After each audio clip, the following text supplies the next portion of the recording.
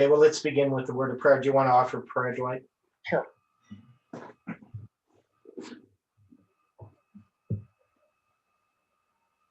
Loving Father in heaven, as we come before you today, we thank you for this opportunity that we have to open your word. We ask, Father, for your guidance and your direction.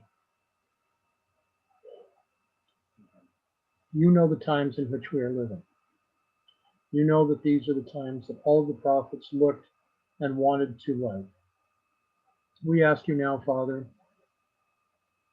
that our minds might be open, that your angels may attend us, so we may see that which you are trying to teach us. Guide us and direct us to this end. Help us for those that are involved in the study and for those that will view this later. For this, we thank you and we praise you, now and always, in Jesus' name. Amen. Amen.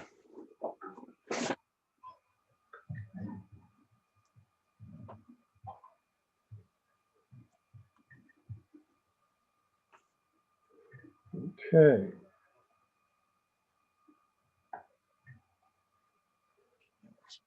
So good afternoon to my Irish brothers and sisters. Good to see you. Good afternoon. At least we got a chance to tune in this time. Well, it's actually evening now for you, isn't it? Yeah, we're sitting at 8:05 Nice. in the evening. Some of the ones are 2 o'clock in the morning our time, which makes it a wee bit difficult, you know. Just a touch. We end up playing catch up at night, you know, come home from work, have something to eat, and then see what somebody's presented and then play catch up. Not always easy. No. But I've enjoyed some of the studies so far. Enjoyed the last one, the Theodore did, the sort of catch up one, which was good. The one on Friday? Yeah. We're definitely gaining some insight there. Okay. Now, do you remember where we stopped, Theodore? I thought we got through most of this on the Apocrypha and into Esther. Yeah. I don't know exactly where we got to, but we did get through the Apocrypha material. Okay. And I think we got through verse 3. Okay. If I remember correctly, but maybe somebody. Okay, so we'll start with verse 3, and then I'll give a quick recap of this from the Apocrypha. Basically, all of this in blue with the notations of the different chapters are the Greek portion of the Apocrypha, which are not found in the Hebrew translations. This first portion that says Esther 11 is a dream that Mordecai had. Mordecai was a court official in the court of Artaxerxes the Great. And this is the one that we call Xerxes. So, as we go through this, verse 1, now it came to pass in the days of Ahasuerus, that is the Ahasuerus which reigned from India even unto Ethiopia, over 127 provinces, that in those days, when King Ahasuerus sat on the throne of his kingdom, which was in Shushan the palace. Now, another verse from the Apocrypha, which was related to this portion, verse 1, over 127 provinces, was 1 Esdras 3:2. And to all the governors and the captains and lieutenants that were under him, from India into Ethiopia, of 127 provinces, but this is speaking more of his predecessor, not himself. So this area that they're talking about that they were ruling, they had ruled for quite a while. Now we get into this, where this is introduced as being in Shushan the palace, and a cross reference from Nehemiah 1. the words of Nehemiah, the son of Hakaliah, and it came to pass in the month of Kislev, in the 20th year, as I was in Shushan the palace. So we have an identification here that Shushan the palace was the palace that was used primarily under the Medes and the Persians, not under the Babylonians. In the 3rd year of his reign, he made a feast unto all his princes and servants, the power of Media and Persia, the nobles and princes of the provinces being before him. So the dream that Mordecai had was in the 2nd year, and this feast comes up in the 3rd. Yeah, now, so just a point going back, Okay? one of the things that we had discussed regarding Shushan is Daniel chapter 8, where he's having a vision that he's in Shushan the palace. But at the time that he has that vision, there was no palace in Shushan. So this is a later, he's brought into the future in that vision, which is an important point. We also had there in your notes, it refers back to Daniel 6, verse 1, which talks again about the 120. It says there 120 princes. So the interesting thing in Daniel 6:1, that's under Darius. You see, under Xerxes, there's 127 provinces. So there's some relationship between that number, whether there's more provinces in the times of Xerxes, which is probably the case. And I believe I had promised I was going to draw some of this stuff on a line. Yes, you did. And I did draw it for Heidi, which was really helpful, right? Remember that? But I have to actually draw it out properly. But in trying to sort out some of this chronology, dealing with this, I mean, I do have my lines of, I'm going to deal with it in a very specific way. So I am going to draw this out so that we can address it as we move ahead. But one of the things we see is that there was that first vision in the Apocryphas in the 2nd year of Xerxes, named Artaxerxes there in the Apocrypha. And then in Esther chapter 1, you have this feast in the 3rd year. And so you're going to have these years of Xerxes' reign marked out. And then we also addressed some of the ideas that there is, in the book of Esther, it's the only book that doesn't have God mentioned. But in the apocryphal portions, it does. It's all over the place. Yeah. So which is interesting. So there's something about this book of Esther, both the apocryphal portions and the part that's just as the canon portions, let's call it that, that God wants us to understand. There's some purpose in this. And I don't think we've fully understood what it is yet. Okay, as a counterpoint, I'm going to take this from where we were talking about Daniel 6:1 and then 1 Esdras 3:2. I pulled this up. 1 Esdras 3 begins this way. Now when Darius reigned, he made a great feast unto all his subjects, and unto all his household, and to all the princes of Media and Persia, and to all the governors and captains and lieutenants that were under him, from India unto Ethiopia, of 127 provinces. So the Apocrypha is giving us a reference of 127 provinces, as was the Hebrew writer. Right. Well, so this 127 provinces is Darius the Persian. Okay. Right. In Ezra, 1 Ezra 3, verse 2. Right. So that's Darius the Persian. And in Daniel 6:1, it's talking about Darius the Mede. So in the time of Darius the Mede, there's 120 princes, not 127. So my view is that by the time of Darius the Persian, the provinces had increased to 127 because each of those princes would rule over those 127 provinces. Right. Right. But some people get confused if they see Darius and Darius, that they think it's going to be the same person. Yeah, it's not. Yeah, and we also address the fact that the name Darius,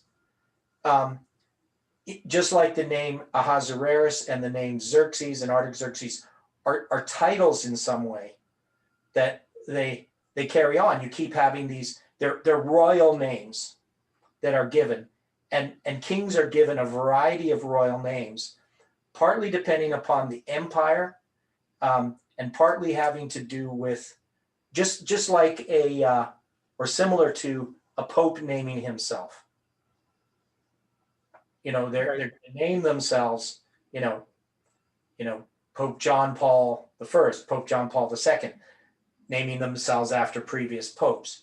But those are the royal names.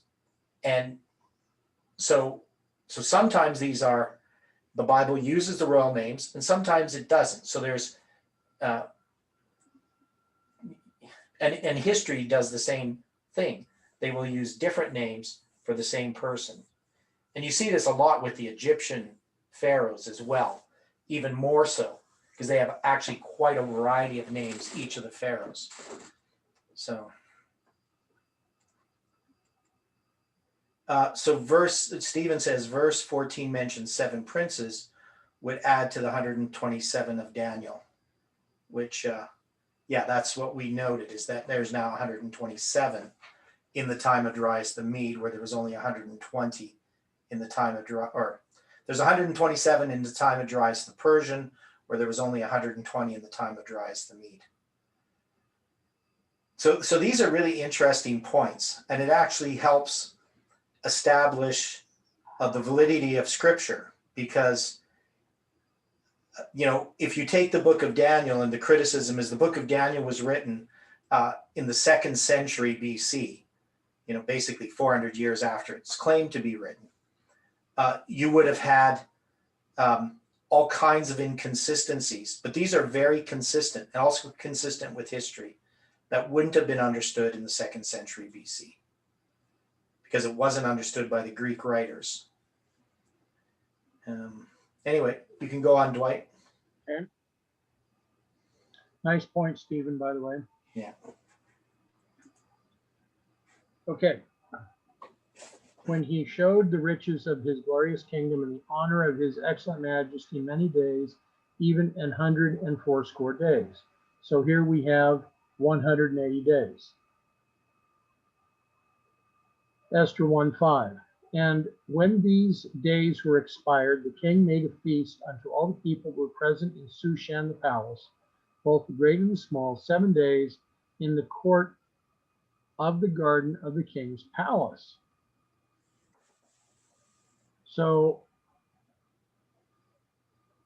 these are the people that were found, the people that remained. They were the remnant of those that were at the palace. So it's like after 180 days, some of these had left, but there's still some that are remaining. So yeah, because the point that what's happening during that 180 days that we understand is that this has to do with the Akitu festival that it starts with. So it starts on the first day of the first month. And that's also the coronation day in the Babylonian and the Persian calendars.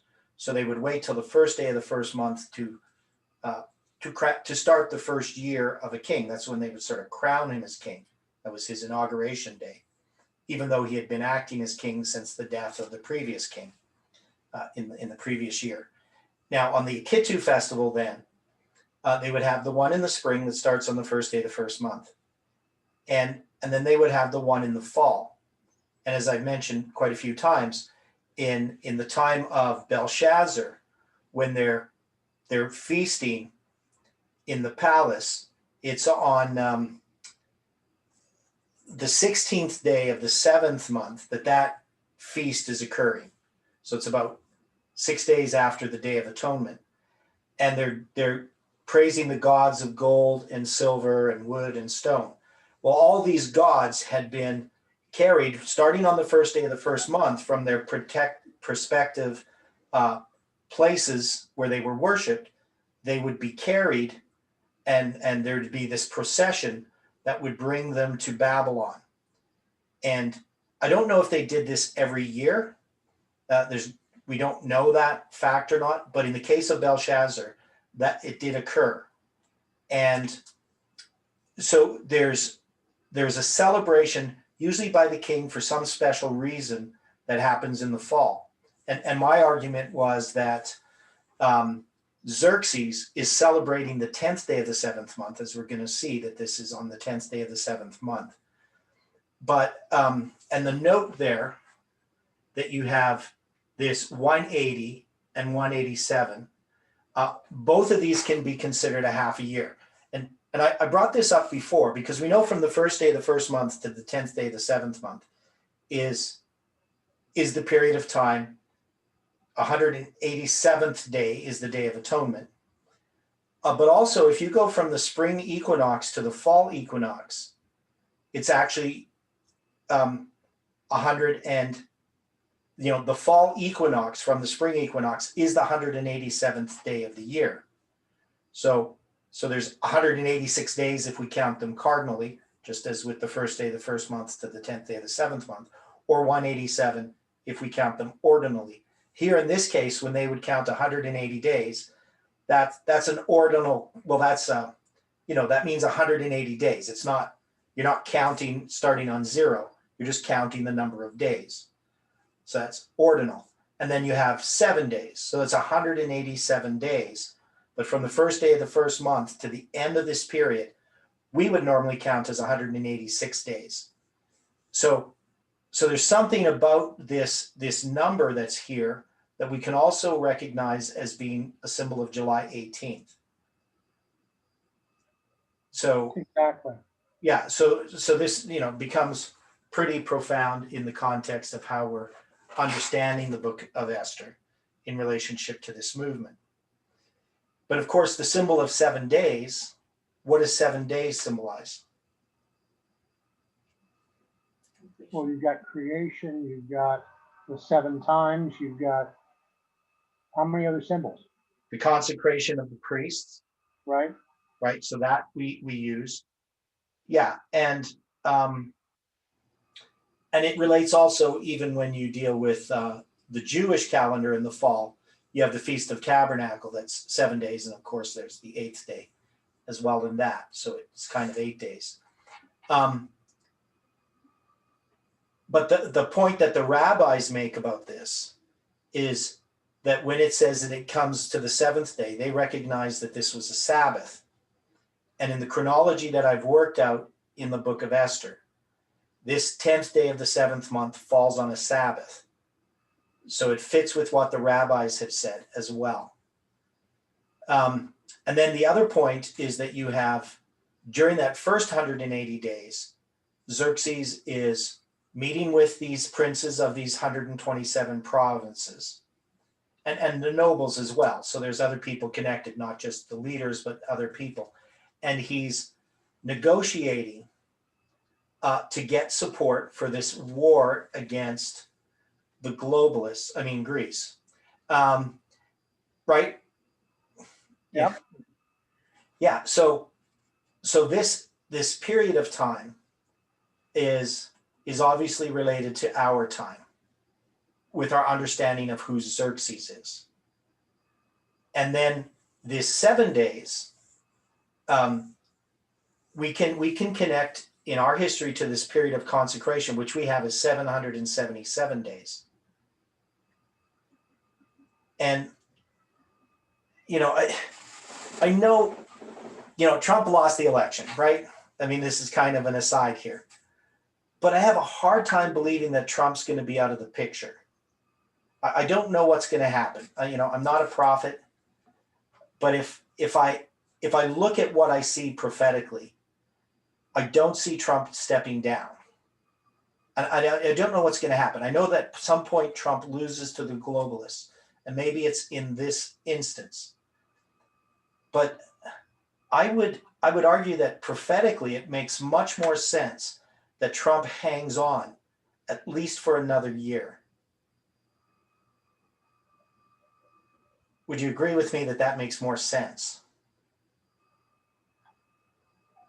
I think it would give more credence.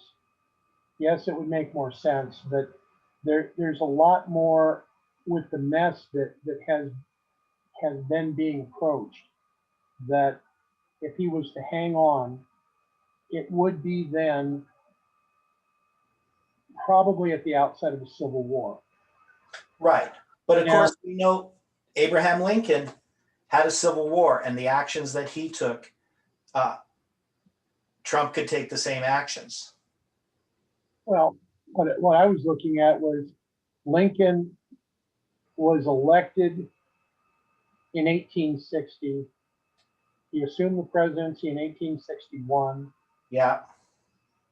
He was assassinated April 14th, 1865. Mm-hmm. And that was, let's see, was it his second inauguration was what? March 4th of 1865? No. I have the date somewhere. Yeah, there's something about the date of his inauguration, and I can't remember what the significance was. I'm gonna have to look that up again. There were some really interesting things regarding his inauguration, but I don't remember them now. I was right, March 4th, 1865. Okay, March 4th. That was 41 days before his assassination. Right. One of the things that I think it was Brother Steve from Texas mentioned, and I haven't heard that before, so it was the first time. Maybe whether Brother Dwight can confirm this. I believe he said that at that time there was a president for the North and a president for the South in Lincoln's time. Well, that's very correct, because at the outset of the Civil War, there was a senator by the name of Jefferson Davis that became the president of the Confederacy. And so you had Jeff Davis as president of those states that sought to secede from the Union, and you had Abraham Lincoln, who was the president of the United States. So he was very correct in that. Okay, explain that again. So Okay. I was looking at Daniel Vanderhorst's Right. comment, and I kind of missed part of it. You got sidetracked, really. Yeah. You got sidetracked. Hang on.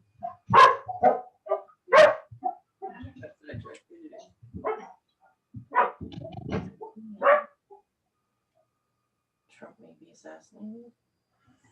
Okay, so there was a, Republican. sorry, I have a visitor and it's my mom, so just bear with me for a moment.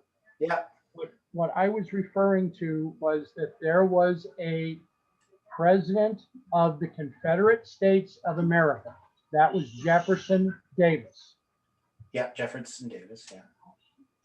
There was a president of the United States that was Abraham Lincoln. Right. So yes, Steve is right. There were two presidents at that time. Mm-hmm. So is it possible that we could have Trump remaining as president and Biden assuming to become president, and that they would be serving at roughly the same time? Right. Yeah. So, because I still feel that Trump's going to try to hold on to the presidency. Right. I mean, I mean, people just think I'm crazy, right? I mean, if you talk to the average person, they'd say, Biden's won, and what are you talking about? And you know, but yeah, there's definitely um, something going on. I mean, the fact that Trump is saying that he's not going to give up, um, is pretty profound in and of itself. But yeah, I don't know what's going to happen. I'm just saying it fits a lot more.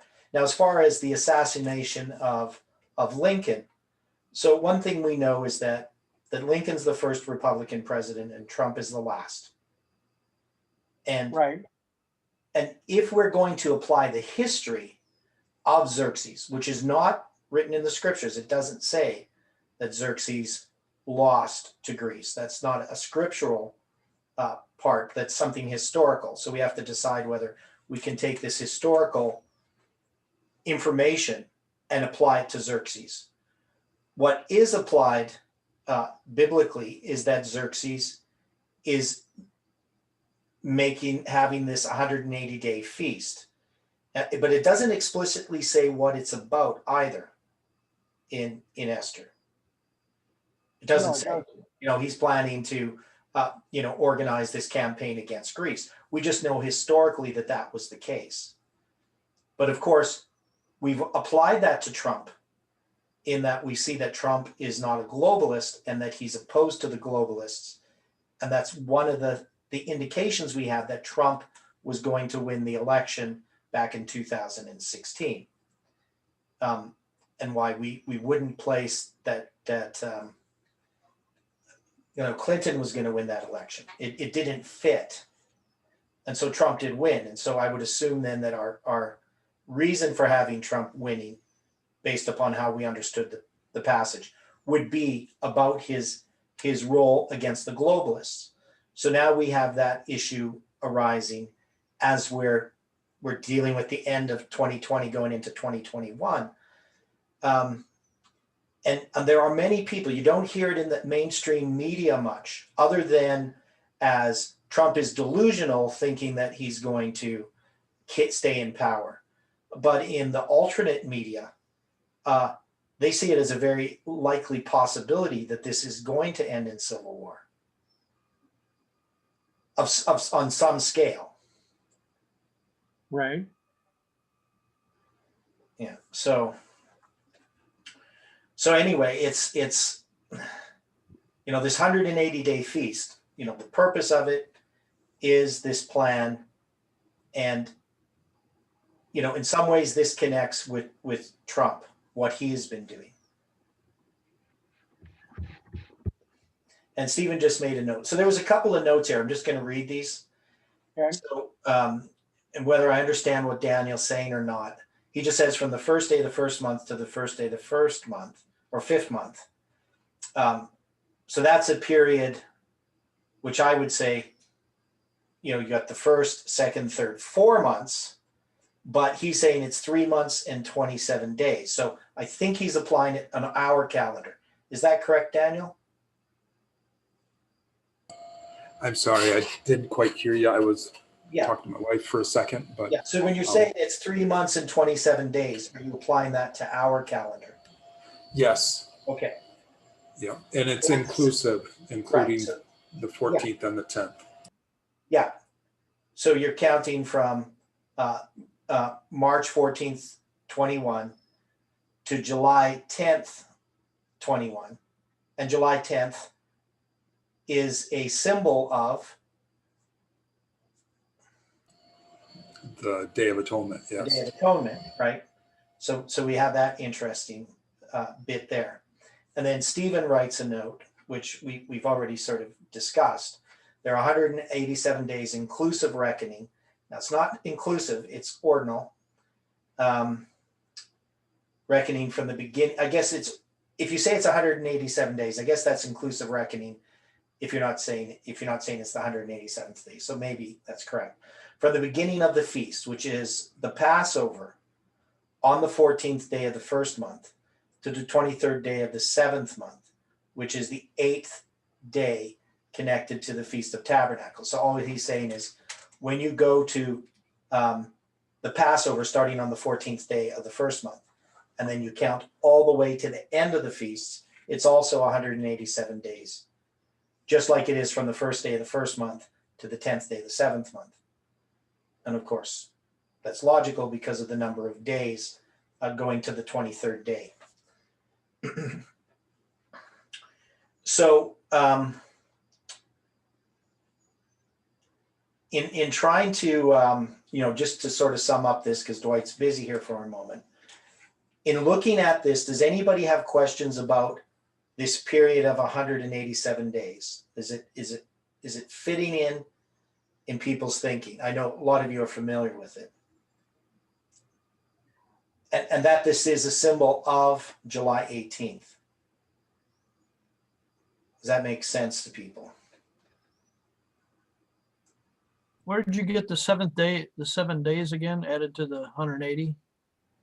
Okay, so there's the 180 days. So it says in Right. verse 4, 104 score days, that's 180.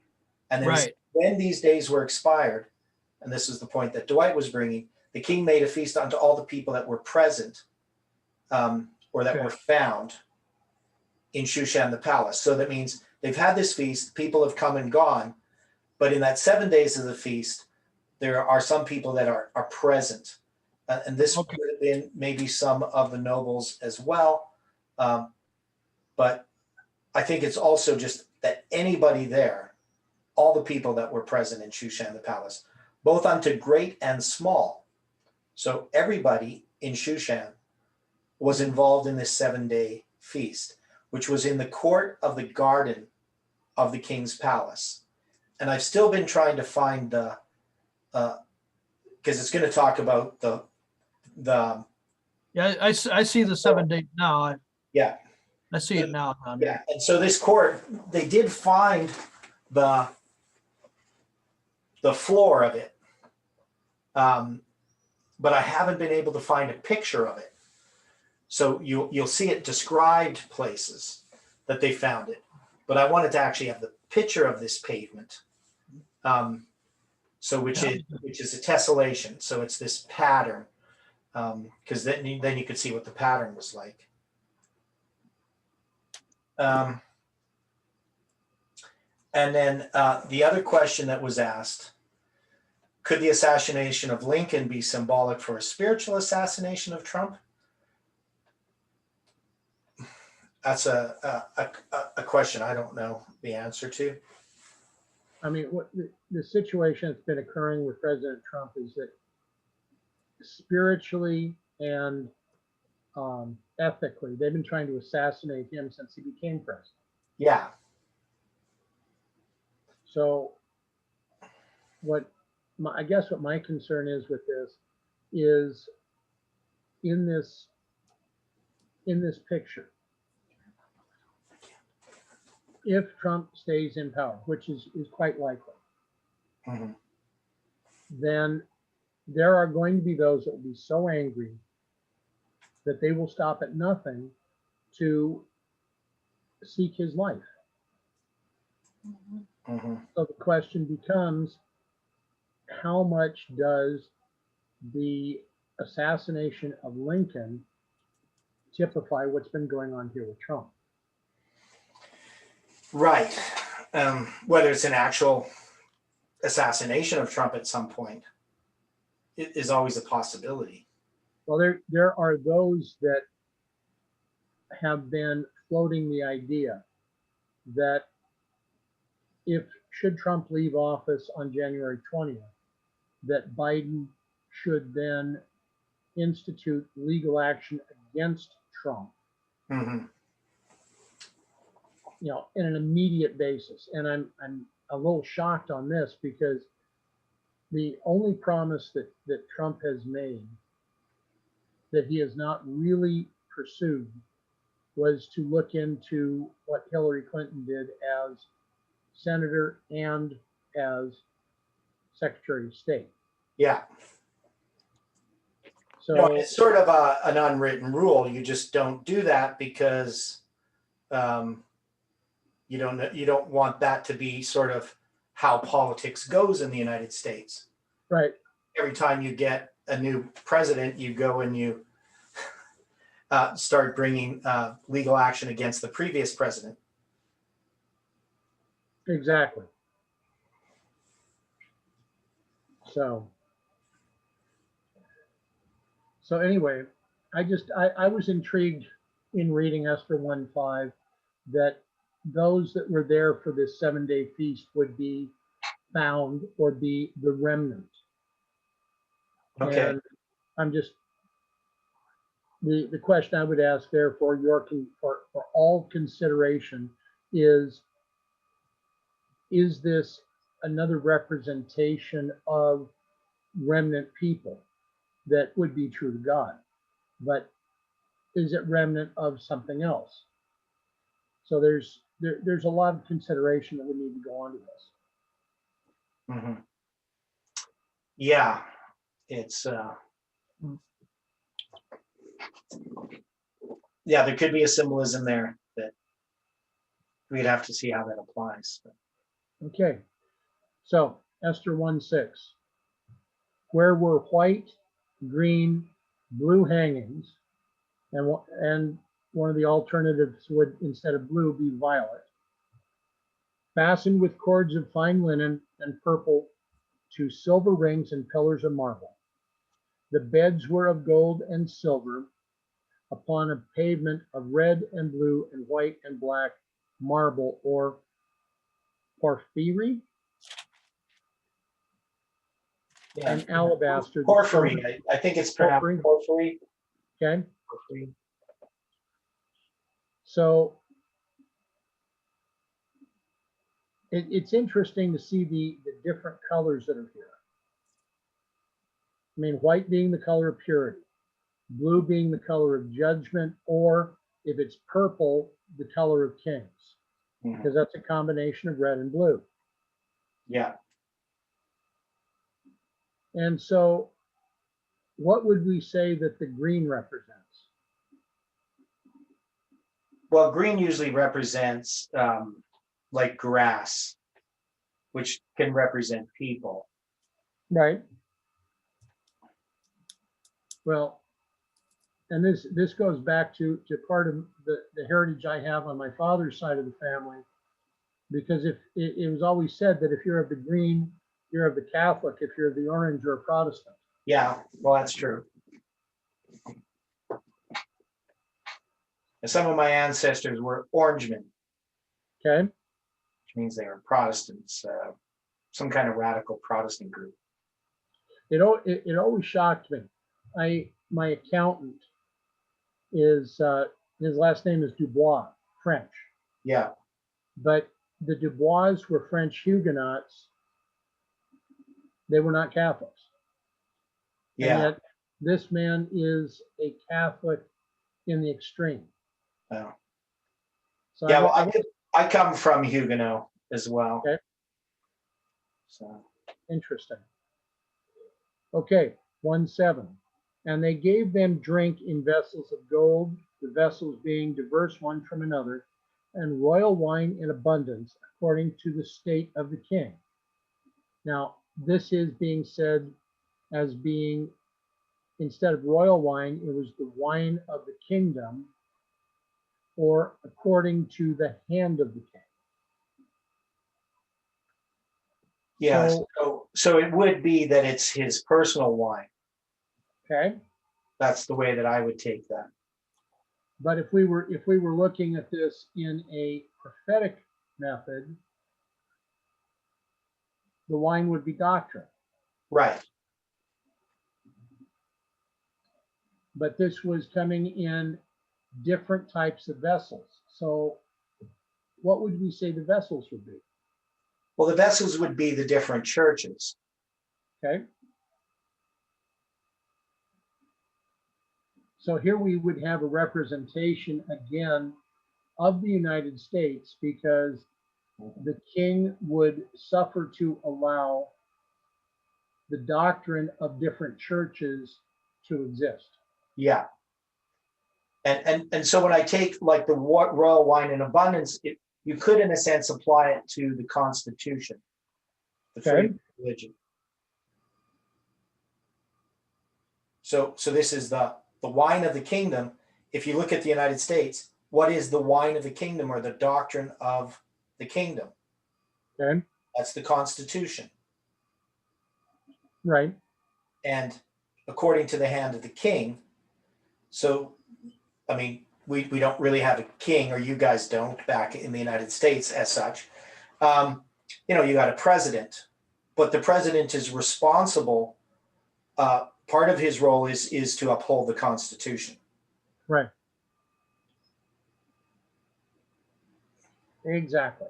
And that's one of the things we see about the Medes and the Persians is it is a diverse culture. It is not imposing its culture on everyone around. It's imposing its government. And this is the thing that the Romans did in the part that they did in following Persia's role, is that instead of conquering and then placing all your gods and replacing everything of that culture and making people bow to your culture, they're actually, it's more like the United States. I mean, these 127 provinces, I mean, we could call them states if you wanted, with their different governors or whatever you want to call them, who's ever in charge of the states, the governor, right? And of course, you got each state has its senate, senators, and so forth. So this is really a representation of what we see in the United States symbolically. So then if you're going to apply all these different colors and these hangings, now on the American, it's red, white, and blue if you wanted to look at it like a flag. This is white, green, and violet. But this is almost like a flag. So this is just symbolizing the nationality or something of this United States, which is Persia. I don't know. Am I stretching it? Well,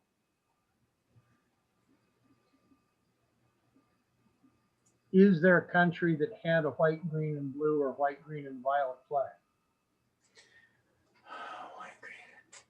Yeah, but I can't think.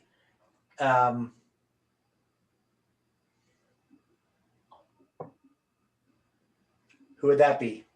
Do you know? I don't know.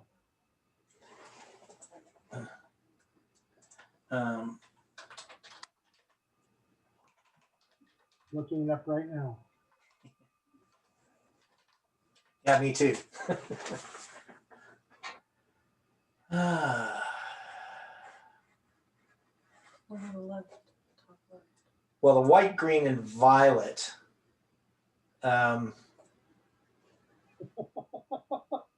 What? They call it the Doug flag. The which? The Cascadian flag, or the Cascadia Doug flag, nicknamed Old Doug, simply the Doug, the primary symbols in the unofficial flag of the Cascadia region, which roughly encompasses the U.S. Really?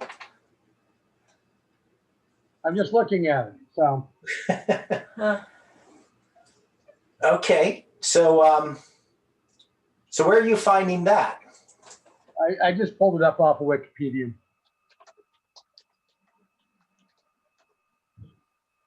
That was white, green, and violet? White, green, and blue. Blue. Okay. The Doug flag.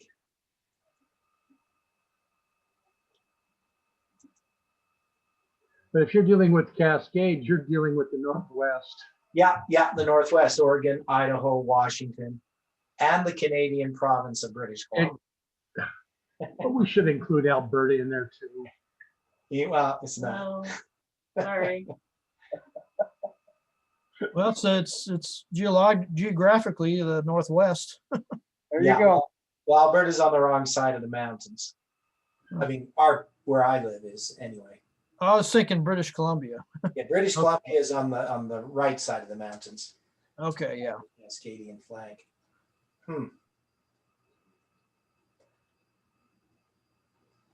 Unofficial flag of the Cascadia bioregion.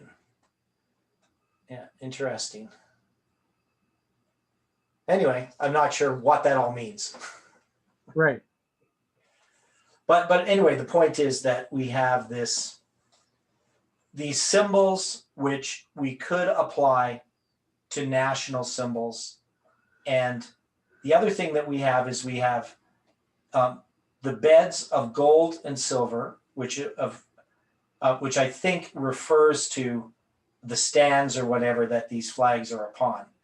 But these are upon a pavement of porphyry, marble, alabaster, and stone of blue color marble, which is what you have there. In Right. King James, it says upon a pavement of red, blue, white, and black marble.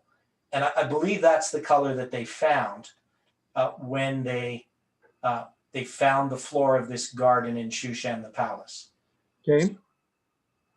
And it's in a pattern which is, it's called a tessellation, but it's just a repeating pattern of colors. Often like you get on linoleum floors, you can often see these types of tessellations. And the reason why it was brought up is this is something that we can connect to our line upon line, to the idea of fractals and all that type of thing. So it was connected back in 2016. We were connecting this to what we were now understanding about our lines. So that's why I mentioned it. So what it means exactly, I'm not sure. But back then I did look it up, and we did have, the representation of it, what it meant. Now, I was intrigued by some of the other cross references that the translators have used, Yeah. because Ezekiel 23:41 is one of those. And it reads, and saddest upon a stately bed. Saddest. Okay, Saddest. sorry. Sattest upon a stately bed, and a table prepared before it, whereupon thou hast set mine incense and mine oil. Okay. So we're giving a reference here to incense, which, if this was in the temple, we would be talking about the altar of incense. Yeah, and prayers. And prayers, and the oil being the oil of the menorah. Right. Now, Amos 2:8, and they lay themselves down upon clothes laid to pledge by every altar, and they drink the wine of the condemned in the house of their God. Which is a bit of satire. Okay. Right. And then Amos 6:4, that lie upon beds of ivory and stretch themselves upon their couches and eat the lambs out of the flock and the calves out of the midst of the stall. Yeah, those are the unfaithful shepherds or something. Right. Yeah, if I remember correctly. So now in Esther 7:8, of course, it's going to also refer to the palace garden in the palace of the banquet of wine, where Esther is with Haman and all that. So this is a common place to have. One of the things that was interesting, Heidi and I watched a documentary regarding Persepolis. So Persepolis just means the city of Persia. And it was this magnificent city that was basically a watered garden. They had the whole city, it was all irrigated, so that you had this entire city that was basically placed in a desert, but made into this magnificent city. And it was people from all over would come and visit this city and offer their gifts to the king of Persia. And the reason why they said the city fell, because it was, there was the fragility of the system of watering, that once they had an attack upon it, basically everything fell apart. It's kind of a short summation of a long documentary. But the thing that struck me about the Persians was this love of gardens. That, you know, going back to the story of Esther, you can see that they really were interested in nature. And when I think of the United States, so Americans don't think about it as much, but if you were in Europe and you think about the United States, the common picture, at least, you know, in the past, was the Wild West and the mountains and all of the nature, right? Very idealized, you know, for Europeans to think about the United States. They don't really think of it as big cities. They think of it as more of nature, because often when they come to the United States, you know, same in Canada, if you have somebody come to Canada, I mean, they're not going to go and visit in Toronto. They're going to go to the Rocky Mountains or someplace. And I know people who would come from Europe every summer and spend 2 months backpacking in Canada and just could not believe how little people there were on the trails compared to if you were in the Swiss Alps, where, I mean, you're walking with crowds of people if you're hiking in the Swiss Alps. But in Canada, you can hike for days and not see anybody, right? So anyway, there's this idealized nature which you see with Persia that is much different than a lot of the other empires. Persia was really focused upon nature, and which is something you see in the United States, in good and bad ways too. But I don't know if that's a powerful parallel or not. It's a well-drawn parallel. Okay.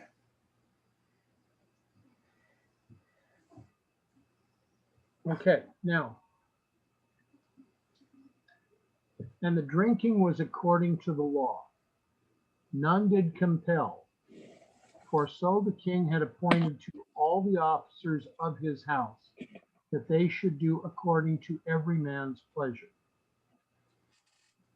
And Vashti, the queen, made a feast for the women in the royal house, which belonged to King Ahasuerus.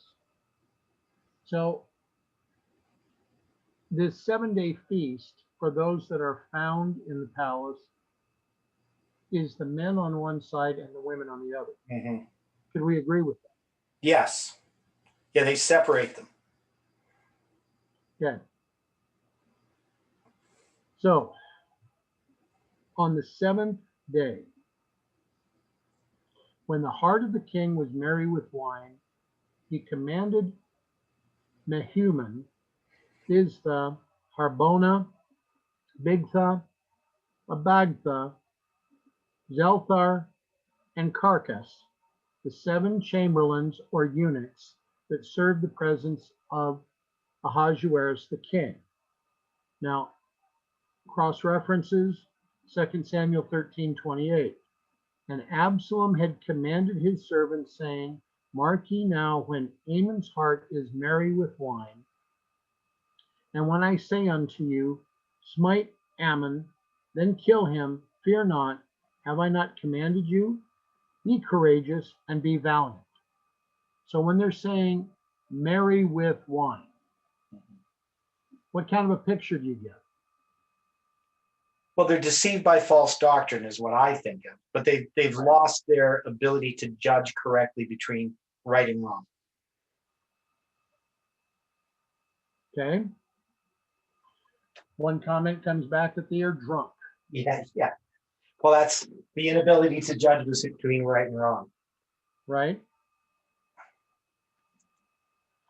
So I was intrigued by this because here we have 1, 2, 3, 4, 5, 6, 7 of these eunuchs. Yeah. So 7 eunuchs, it's on the 7th day. So there's a symbol of 7 in 2 different ways. Now, I believe, go ahead. So, you know, now the idea of a eunuch, of course, what would that symbolize spiritually? Well, that's a civil power that has no really no authority. Okay, that's an interesting idea. Yeah, because I've never really thought about it like, but we're trying to put it in here in this context. So it's impotent. Right. Okay.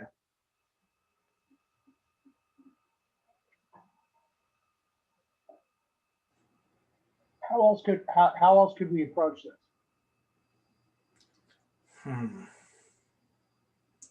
Well, I mean, part of the thing about this seventh day, it is the Day of Atonement, Okay. right? So it's the 10th day of the seventh month. Of course, the king's not recognizing that, as we looked at in earlier studies on Esther, but we know that Darius came to he became king on the 10th day of the seventh month in at the beginning of his reign. And there's an implication that there's something about the 10th day of the seventh month that is also being recognized by Xerxes in some way, whether he understands what he's doing or not, whether he's just connecting it to the fall festivals, I don't know. But the point is, we have this Day of Atonement symbol here, and the question is, why is it here when you have Vashti being called out to display her beauty? Okay. Now, one other question that I have is there not a pretender to the throne in between Darius and Xerxes? Yeah, so you have false Smyrtus, and between Darius and Xerxes. Right. Um, Or do I have my chronology screwed up? yeah, it's before Darius. False Smyrtus is before Darius. So false Smyrtus is killed on the 10th day of the seventh month. Okay. Is what happens. So that's why do we know when Darius came to the throne. But of course, his first year doesn't begin till later. But yeah, so Darius comes to the throne with the death of false Smyrtus. And then there's a smooth transition from Darius to Xerxes. Okay. So when I was going through this, here we have these 7 chamberlains. And as we proceed further, we're going to see that there are 10 princes that are before the king. Well, you have that 7 and 10 again. Right. 10th day of the seventh month, and that 10 and 7 symbol. Yeah. But one of the points that we're going to address as we go through this is, so far there are 2 other princes before the king who are not being mentioned as such in the Hebrew. But in the Greek, it becomes real clear that there are others that are not being listed in these portions. Now, Okay, so the Hebrew leaves out some of the names, but the Greek put it in. Okay. The Hebrew leaves out some of the positions, and the Greek expands upon those. Okay. Now, the other cross-reference here from Esther 7:9.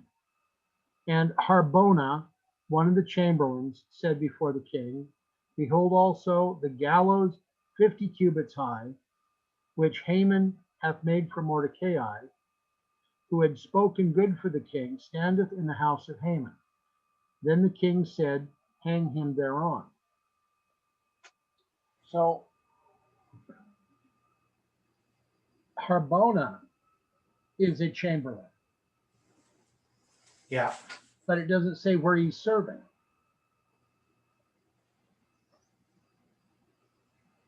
So these 7 eunuchs served in the presence of Ahasuerus. Okay.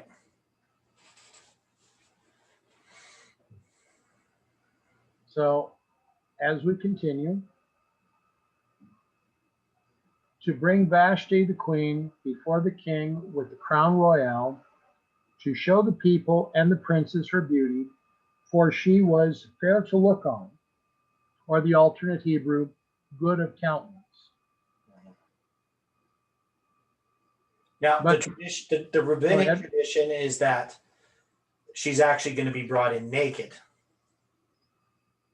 Okay, That they, he's not just wanting her to come, which would be inappropriate, but also wants them to see her beauty, which would imply that she would be unclothed. okay. So of course she refuses. But the queen Vashti refuses to come at the king's commandment by his chamberlains. Therefore was the king very wroth, and anger burned in him. And the alternate Hebrew here, not just commandment by his chamberlains, but was by the hand of the eunuchs. So it would read, but the queen Vashti refused to come at the king's commandment, which was by the hand of his eunuchs. Therefore was the king very wroth, and his anger burned in him. Quite honestly, I would, given what the rabbis would be saying,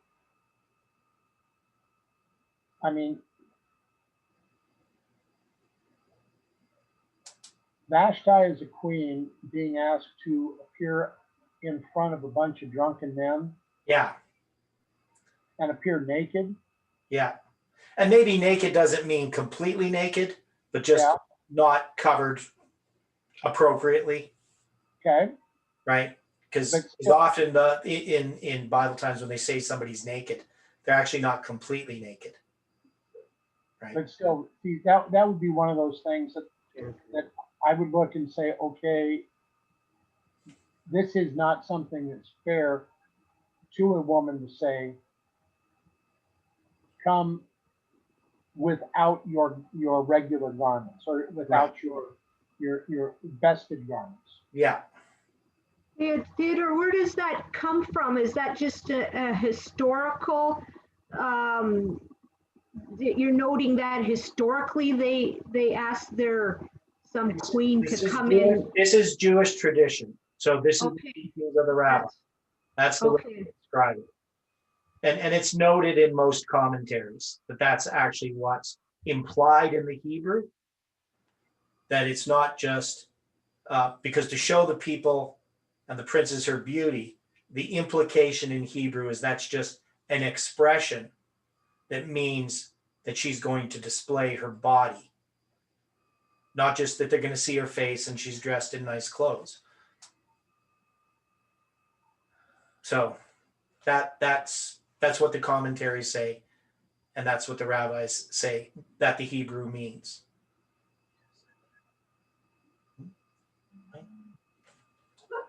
Okay. Yeah. So then the king said to the wise men, which knew the times, for so was the king's manner toward all that knew law and judgment. And the next unto him was Karshena, Shethar, Adamatha, Tarshish, Meres, Marsena, and Memucan, the 7 princes of Persia and Media, which saw the king's face, and which sat the first in the kingdom. Now, as we look at this and we compare scripture with scripture, Mm-hmm. when he said to the wise men, if we look at Jeremiah 10:7, who would not fear thee, O King of nations? For to thee doth it appertain. For as much as among all the wise men of the nations and in their kingdoms, there is none like unto thee. Or Daniel 2:12. For this cause the king was very angry and furious, and commanded to destroy all the wise men of Babylon. Here again, here is Daniel with his 3 friends. Mm-hmm. Of course, Nebuchadnezzar is upset, and that's primarily being upset at the Chaldeans. Mm-hmm. And then Matthew 2:1. Now when Jesus was born in Bethlehem of Judea in the days of Herod the king, behold, there came wise men from the east to Jerusalem. And it might, there's multiple ways you could look at this as far as the wise men, but could this also not be Chaldeans as well as Magi?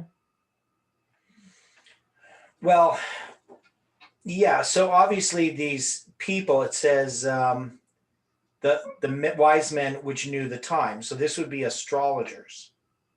Okay. These would be the people who understood the stars. And even if you look at some of the names, it says, and next unto him was Karshina, which means illustrious. Shethar, which means, hang on here, means a star.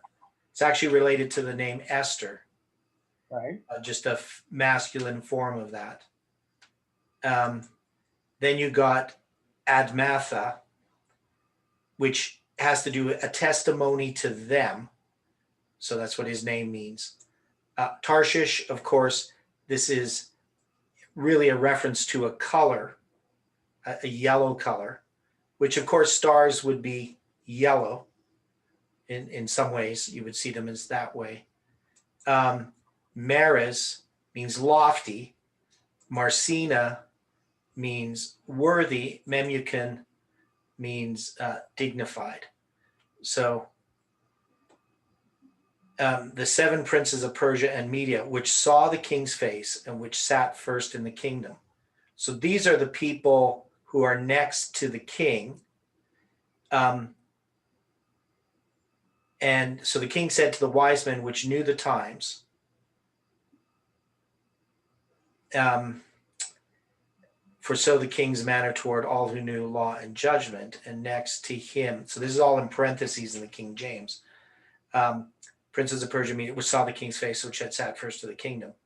So it seems to me that these are the people that the wise men that sit next to the king. But there also, it says, the seven princes of Persia and Media, which saw the king's face. So I think that these aren't, that's what I don't know, is whether this is supposed to be the seven, because there's 1, 2, 3, 4, 5, 6, 7 of them. Then it says the seven princes of Persia. So I don't know if these princes are actually astrologers or wise men. It's just not clear to me how to read these two verses.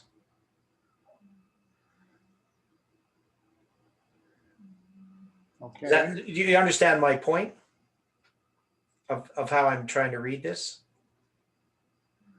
Well, you're trying to read it by applying the meanings of the names. By what? By applying the meanings of the names? Well, part of it, but I'm also trying to figure out if these names of these seven people are the seven princes, or if they're the seven astrologers, or if they're actually the same people, that there's seven astrologers who are seven princes. That it's just not clear to me what's being said here. For the king said to the wise men which knew the times, and then in the King James it has, for so was the king's manner toward all that knew the law and judgment. And the next unto him was, and then it says the next unto him, and it names seven names, and it says the seven princes of Persia. So either he's addressing the wise men and these seven princes, which is possibly what it's saying. What shall we do unto the Queen Vashti? But there's something about these seven princes' names that I would connect to the heavenly bodies. Now, how many heavenly bodies are there? Planets and sun and moon and so forth. Well, I mean, are you going to look just at the planets, or are you also going to look at constellations? Well, no, but when the Jews talk about because the main ones are the ones that move. So you have the stars that are the constellations, and they're fixed, right? They have their, Right. but then you have the sun and the moon and you have 5 planets that are visible with the naked eye that move through the zodiac. Right. And so that's why there's the 7 days of the week are named, Sunday, Moon Day. Now, of course, if you're looking in English, we got some, Northern European names. But in most languages, they just name the planets. Mars and Mercury and Vedredi. So they got the, Venus, Mars, Mercury, Jupiter, and Saturn. Those are the ones you can see with the naked eye. You can't see Neptune and Pluto, or Neptune and Uranus and Pluto, and if Pluto's a planet. But you see the sun and the moon. So they name the days of the week after these planets, right? So it's just interesting that there's 7 of them, and that he's calling to the wise men which knew the times. Maybe I'm trying to read too much into this as far as what this symbolizes about chronology. My point is that when we're addressing this first chapter in Esther, we have the symbol of July 18th, right? And now we have these astrologers, or people who actually look at the times, right? It doesn't say astrologers, but who knew the times. So these are people who would keep track of the calendar. Right. So that's who he's addressing. The wise men, which basically were the ones who kept track of the calendar. So this is referring to something that in this movement right now, we're aware of, right? We're aware of calendars in ways that, Adventists have never been aware of calendars before in relationship to prophecy, even though Adventism has always understood to some degree the calendars, but we now understand them in a greater way. But this is Xerxes appealing to these wise men who knew the times, and trying to decide what to do. So I would say that this would be, I don't think this refers to us or anything like that, but I think it would at least refer to the idea of what's going to happen in the future. What are the plans that you're going to make? And we have God's way and man's way. Man's way is to look at the stars and divine the time. Our way is to look at prophecy, and God will give us the time, which can be testified by the stars, by the sky, by the calendars. Right? Okay, could we say that these 7 were the chronologers of that nation?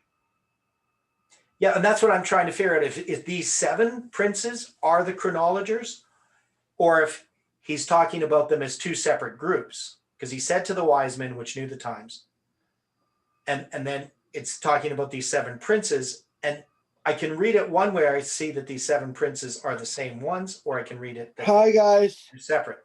Hello, Hi, Mark. Mark. I say hi to all of you, and I am apologized. I have been more than late.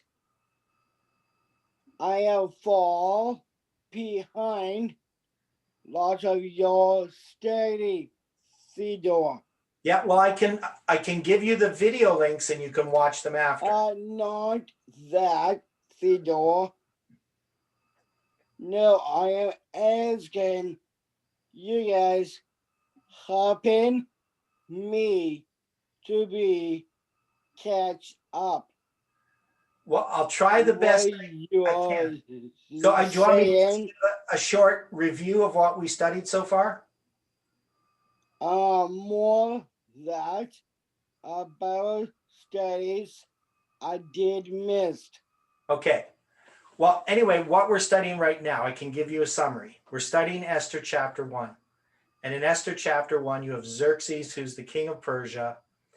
And he had this feast for 180 days, and then another one that followed for 7 days.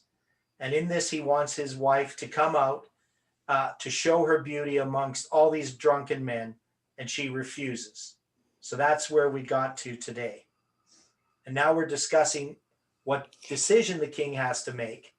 Because now that his wife has refused his command, which she's not supposed to do, how are they going to address this? And the people that Xerxes, the king, is going to talk to are the wise men who knew the times. And he also has with him, I believe, 7 princes which sat before the king. So I'm not sure what that means, who these 7 princes of Persia are. So one of the questions, Dwight, so we know that there's these, when it talks about princes. I am asking, I missed more than that. Yeah. Bible studies with you guys. Yeah, but that's on a different topic, Mark. So we'd have to deal with that. Yeah. But I am asking now for tonight. I am asking, helping me to catch up. Okay, well, I'll see if I have time tonight. I did miss other Bible studies. I can't make it. Okay. For. Okay. Well, I'll see about that. I'll send you an email about it. Okay. Yes. Okay. So one of the things that we see here then, which we have to decide about, or maybe not. I mean, we can leave it open, but we have. Sorry, one small thing. Okay, Mark. Other kind prayer meeting. Yeah. Making short, and they cut me out. Oh. Okay. Yes. I don't know what you're saying in there, and I saying I am sorry. I leave in other prayer meeting. Yeah.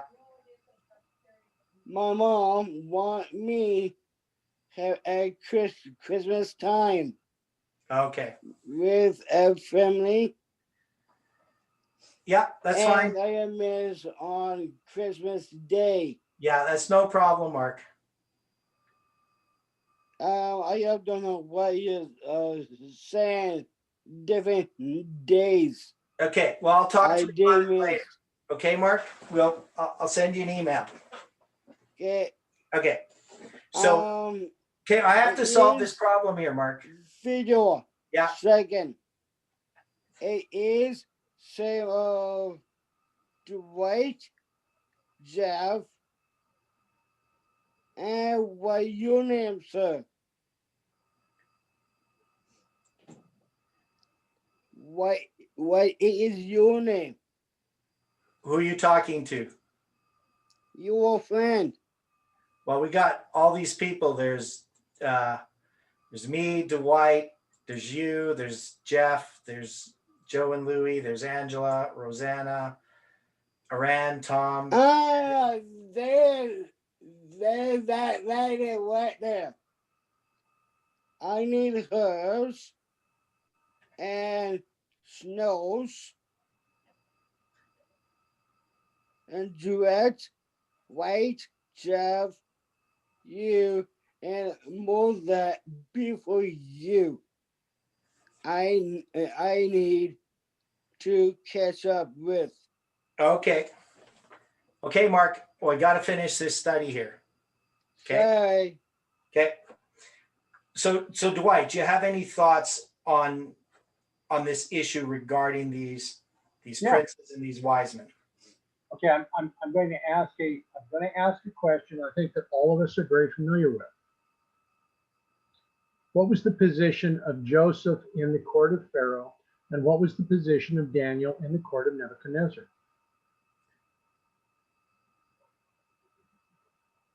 Everybody knows the answer to that. Of course, but what was the position?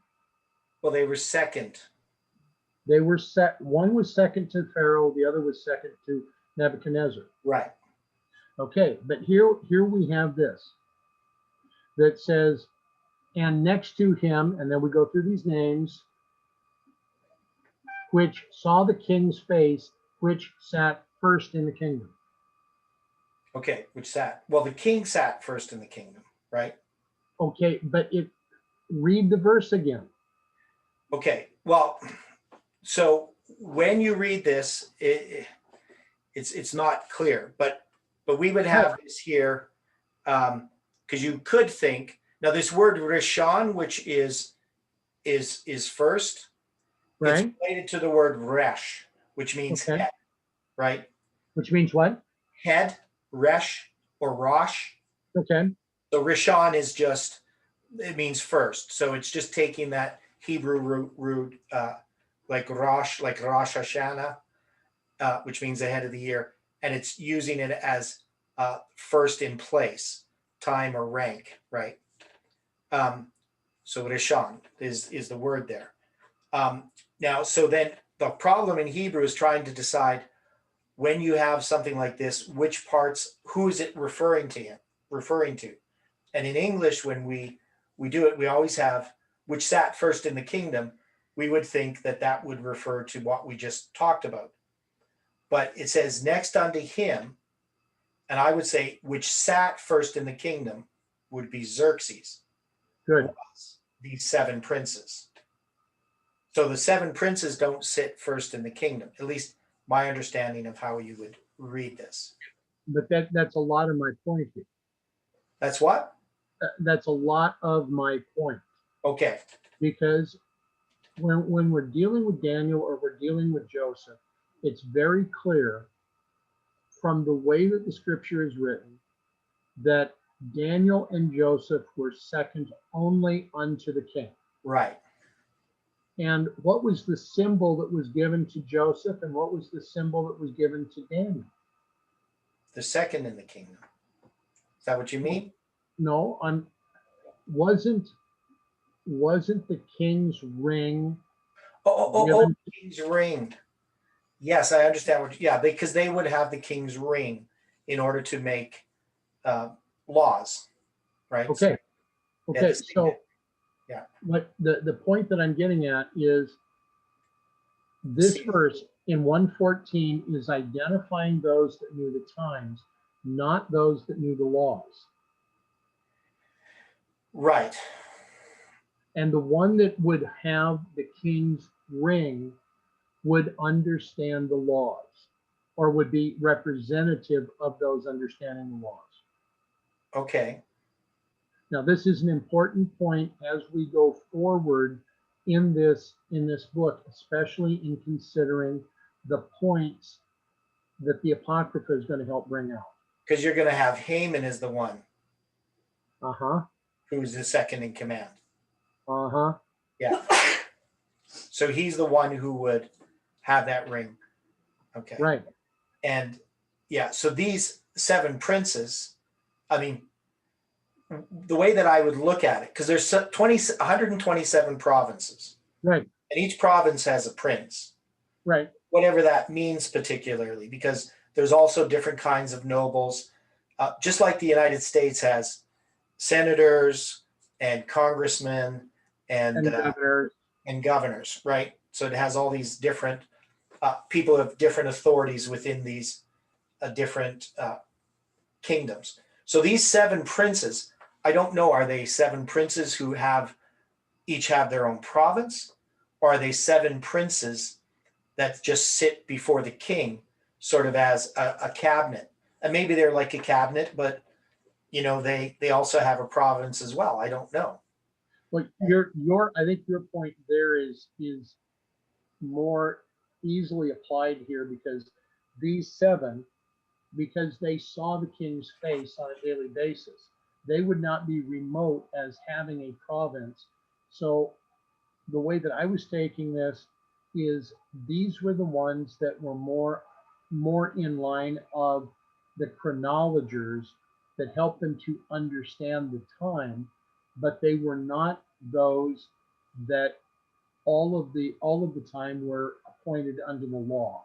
Okay, so we could say that if we're taking it that these wise men, which knew the times, are Yep. these same 7 princes, that would mean that the king would have 7 chronologists with him that actually helped him make decisions, discerning the times, because that's part of how he makes decisions. You know, we just have I heard you saying 2 princes, not crown kings. right. They're not kings; they're princes. Yes, but princes, not crown king. They crown them queens. Yeah. Well, you have one king. So the king is Xerxes, but he has princes or governors or people who work under him, and they use the word princes in the Bible. But them choose king, so choose one of their daughters, a princess, being his first wife. Yeah. So there's making kids. yes.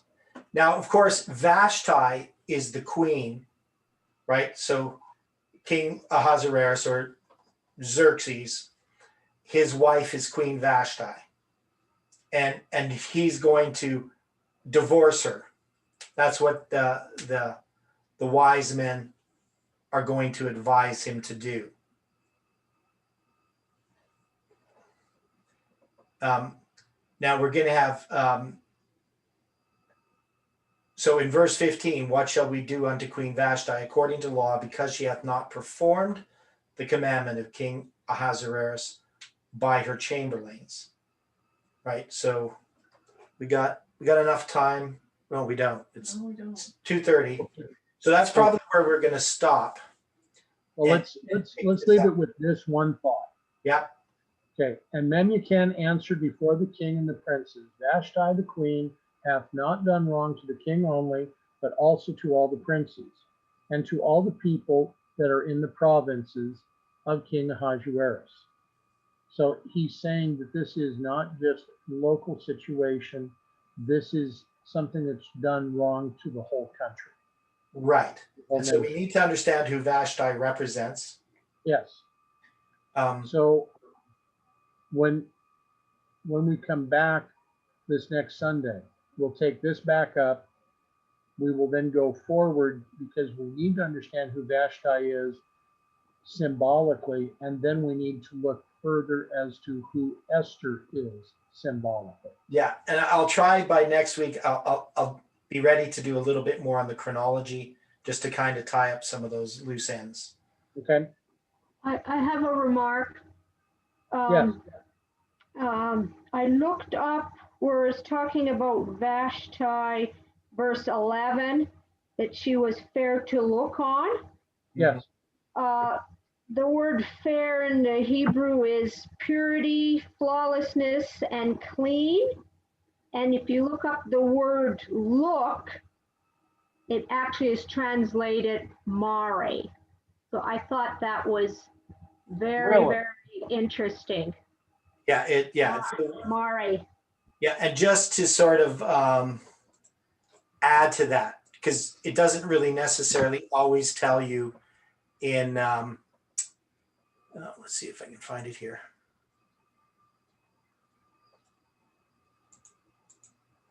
Nice comment, by the way. Yeah. So the verse is, that's verse 11, right? Right.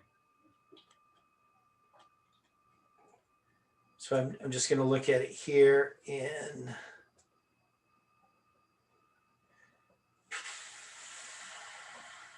yeah, in this case, it's the masculine singular. So it's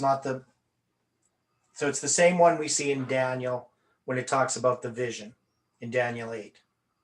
So it's not the feminine form.